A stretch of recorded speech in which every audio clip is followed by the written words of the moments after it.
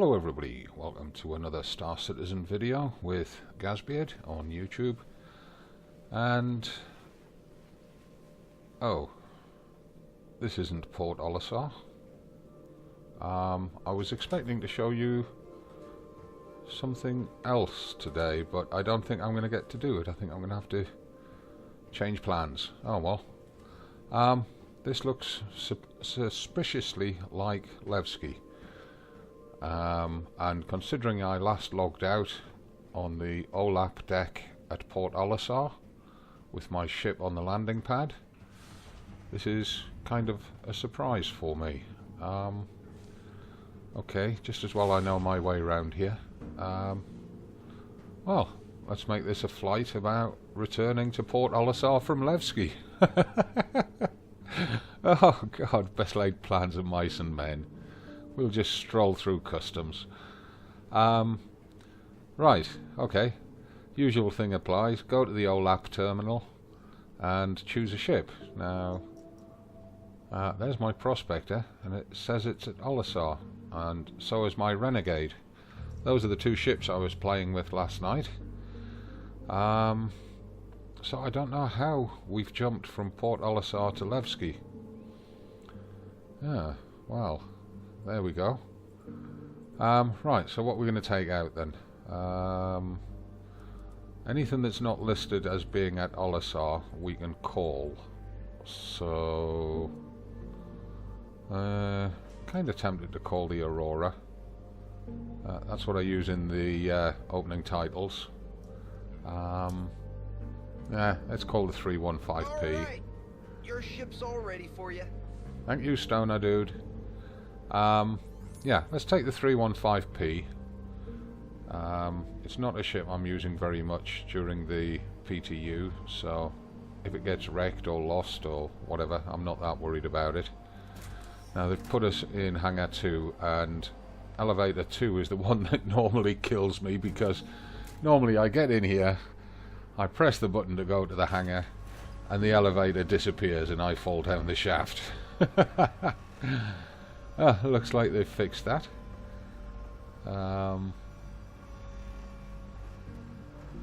Right, okay.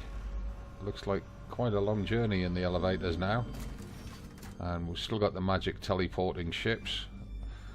The nav point jumped in from somewhere off left edge of screen to dead center just as the elevator arrived.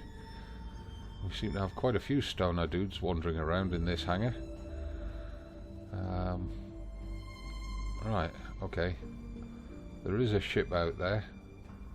I can see its silhouette against the lights on the far side of the hangar, but blow me if I can see any of the ship at all. Gosh, truth. Pitch black. They're going to have to resolve this. Either that or I'm going to have to map a hotkey for turning on my helmet lights. Right, somewhere up here there's a trigger button for getting into the 315. There it is. Let's enter the ship. Oh, well, the ladder didn't hit me on the head there. There's a change. Right, okay, pilot seats. The interior's changed. The colours have changed. The styling's a little bit different. Interesting. Okay. Wait for this long ass animation to go through its paces. Right. Oh no, that's for getting out. Over this side. You can tell I don't use this ship very often. Flight ready. There we go. Right, let's call up air traffic and get them to open the doors.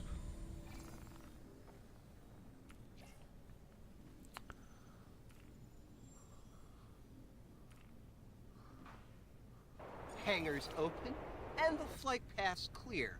Go ahead and launch. Okay. Strafe upwards and Launch complete. Landing complete. guess the physics grid issues at Levski and for the smaller ships like the 315 and the Avenger have not been fixed. Had a bit of this in the Avenger last night on one of the moons. Right, okay. I'm not getting anywhere trying to use the HOTAS. Let's switch to the mouse for a moment. Try and get some control on the ship. Bit of throttle. Get the hell out of here. Be good. I will. Gear raised.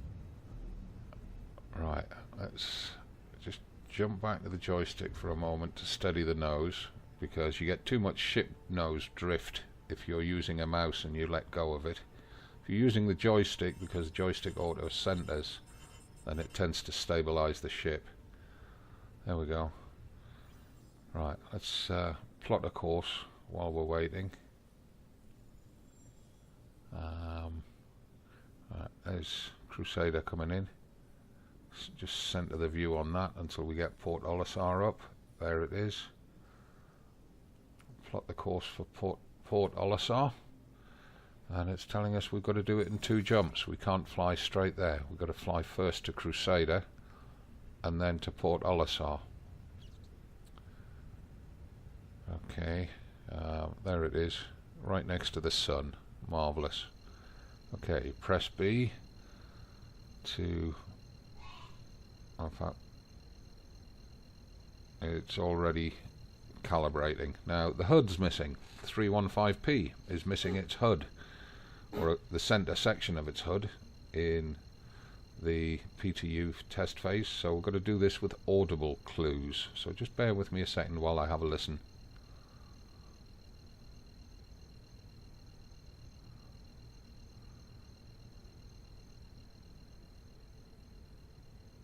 It does take quite a while to calculate. I think that's it.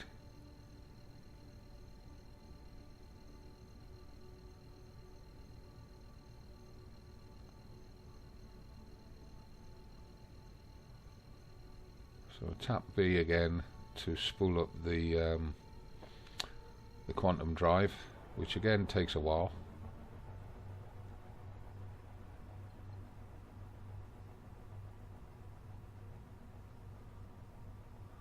And then when we think it's done, we press and hold B. There we go. So I did get the timing on it right, even without the HUD. Got enough experience that I could tell when it was calibrated and spooled to get the jump right. Okay, now I think this QT transit is a little bit longer than it used to be in 3.2, which is all leading towards the idea that it's going to take you about 20 minutes to traverse from one side of the system to the other.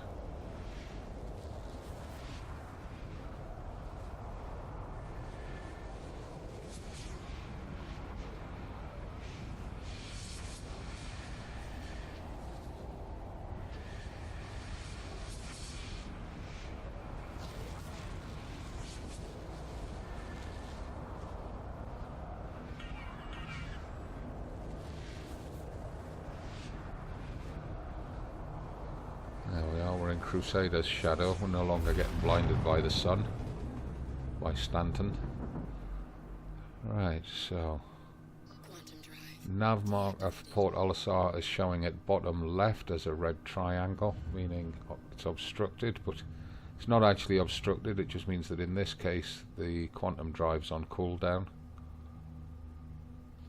So let's try to get the quantum drive to calibrate. Put a bit of boost on to travel in that general direction, and it's not picking up Port Olisar. Why is it not picking up Port Olisar?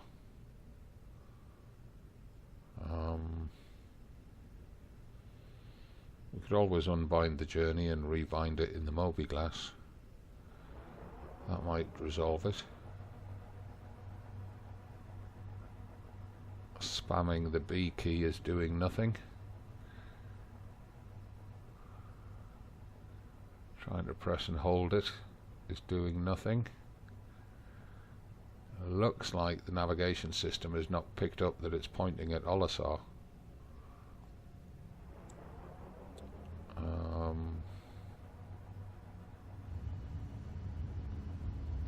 Just the slightest nudge of the mouse, the tiniest little nudge of the mouse there, put us into deceleration from boost speed down to regular SCM. Annoying, very annoying that. Any ship that's got fixed weapons instead of gimbaled, that's what happens. You've got about a 0.5 or 0.25 degree latitude on your mouse movement before it'll put you into deceleration. So let's just try and find Crusader again. Where's it gone? There it is.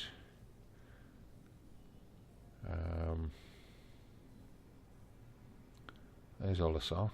It's not letting me choose it. Let's clear the route. It's still not letting me choose it.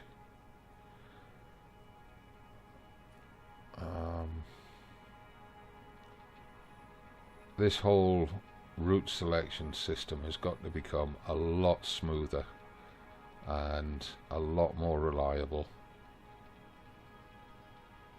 with a lot less quirks and glitches in it. And it really is quirky at times.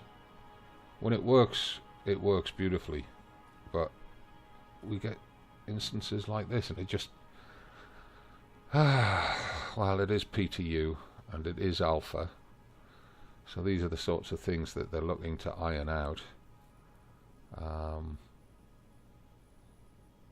Try rotating the map, it still won't let me pick Olisar. What the hell's going on? Right, now Olisar's disappeared off the HUD completely. Right, just press B to bring all the nav points up. There we are. The quantum drive calculator's picked up Olisar now, and we can jump across there.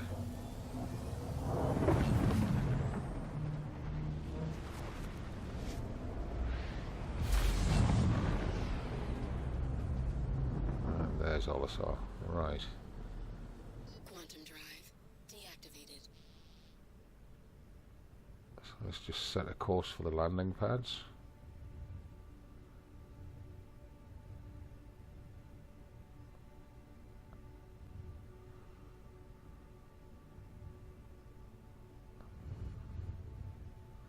Cut the speed back a bit.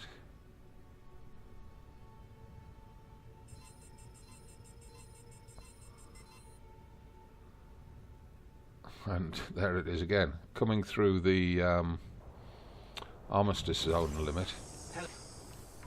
Always nudges your nose off course. Right, landing gear down to control speed. Let's ask for a landing pad. Now we've hailed them, we can close the Moby glass. Please proceed to assigned landing bay.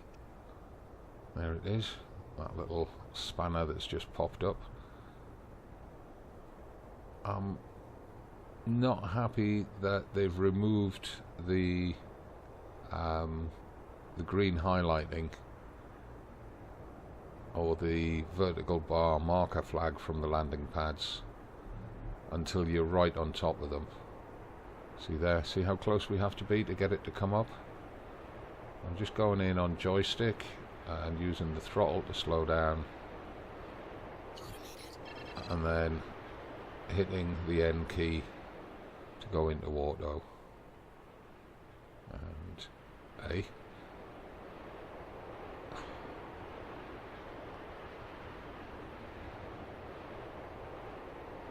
I'm not sure if this is a physics grid thing or if it's oversprung landing gear on the 315, but we're bouncing around like a kid on a sprung mattress. Right, okay, we're down. Let's get the power off. That makes sure we stay on the landing pad. And exit the seat with the H key.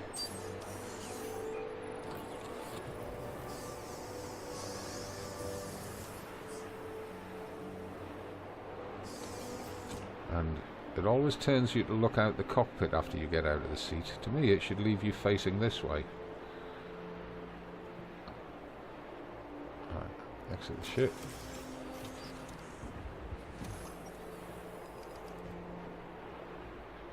And let's just take a quick look at the ship. So, she's getting quite a few changes in 3.4 in December. The whole 300 series lineup is getting a rework, so her appearance could change quite a bit.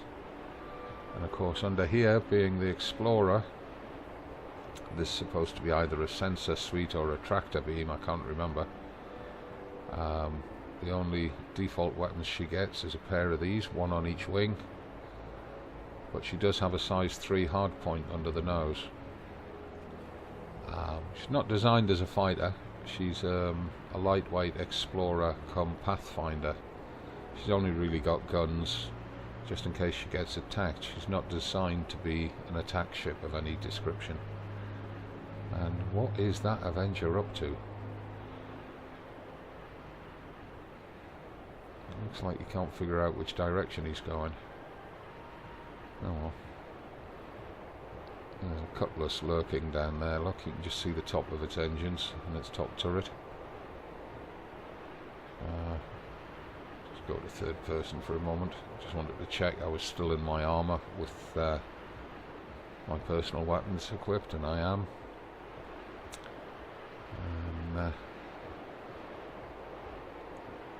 Got to admire the amount of detail in the graphics on this game. Absolutely phenomenal. Even, you know, the dust and scratches on the airlock door. They've put so much effort into that. It looks like they forgot to pay somebody to change the light bulb. Okay, so that's it. That's all for today, pretty much. Let's just... there's a subscriber flight suit. Let's just have a look out the window, see what's going on. Oh, there's an Aurora there. Nice to see that people are still flying them. So that's it. Thanks for watching. See you in the next one. And from me, Gazbeard, not goodbye. As always, it's just bye for now.